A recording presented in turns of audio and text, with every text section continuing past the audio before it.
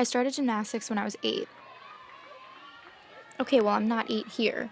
I'm 14, believe it or not. My earliest years in gymnastics are either lost in my basement or may not have been taped over, which kind of makes me want to scratch my eyes out, so let's move on. To this video, Sarah, age 14, getting yelled at for making a mess with the chalk. Sorry, I had sweaty feet and I didn't want to slip. So, gymnastics.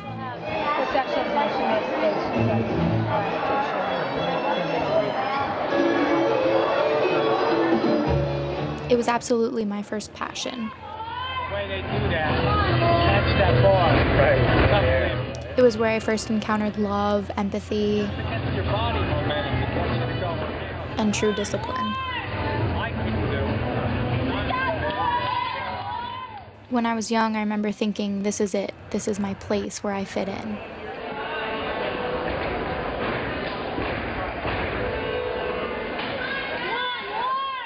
It was the first place I felt free to be me. And I think that's why gymnastics was so instrumental for me, because it was my earliest form of self-expression.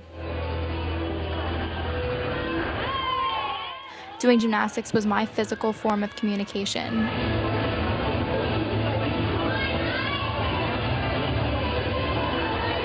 It was where I shared my inner voice and soul.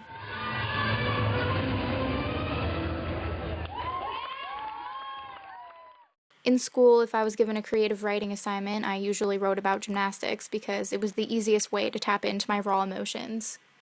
And usually it gave me a good grade. My first real journal that I stayed committed to was my gymnastics journal, which mostly was me just gluing crap in a composition book for a while.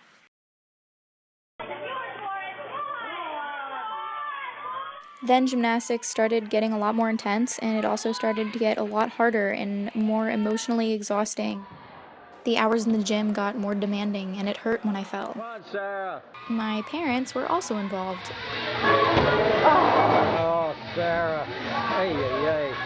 To an almost pathological degree.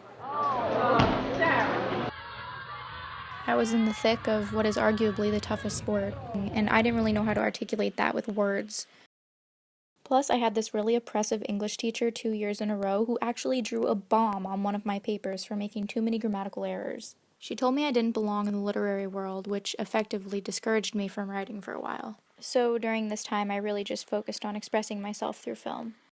I made a lot of short productions in high school. I joined my high school news announcements team with my 2 reluctant friends and forced them to star in parody intros. Buddy Deal, what's your favorite color? Julian! I'm sorry. I'm a cotton-headed ninny muggin.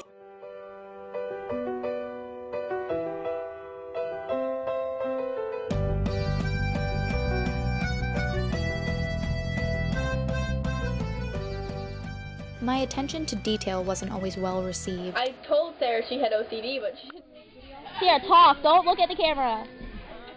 In the beginning of my junior year, I was injured, so I couldn't really practice, and I noticed my team's morale was a little bit low. So I told my coach I was doing a school project and brought my camera to practice and started filming. This would become my first narrative film. This was the first project I had any real reaction to, and a light bulb went off when I realized the impact was coming from the words and images together as one. It was 2 facets of communication, of life, coming together, harmonizing to create one narrative. It was a story. And it was around this time that I realized my passion wasn't really film or writing. It was storytelling. This realization of my voice and passion for communication of emotion led me to create my film Seek the Owl as an admissions video to get into NYU Film School. It was the very first time I'd ever felt drunk. It documents my farewell to gymnastics through imagery and narration. Breathing a new world into my veins. I picked the journal back up in college when I started writing about homesickness and stress, and one boy in particular. And this prompted me to expand on one of my journal entries and sort of make it a memoir. This exercise has become an integral part of my writing process today. Now when I'm writing, I look back on the important moments in my journal and I pick an entry that I feel I've captured the essence. It's usually in a bare-bones keyword format that will trigger my memories in order for me to expand it later on loose-leaf paper. And then I'll expand again in a hardcover notebook. And then again in a bigger hardcover notebook before I'm actually finally typing. Today, I don't really stick to one medium. I'm still writing, I'm still filmmaking. As long as my voice is heard, I'm doing my job. To me, literacy cannot be confined to one method of communication. It's about how you share what's on your heart. It's about how you communicate effectively. For me, my literacy journey started in gymnastics, and now it's in writing and film. Literacy for me is storytelling. It's how you leave your mark. Your literacy is your legacy.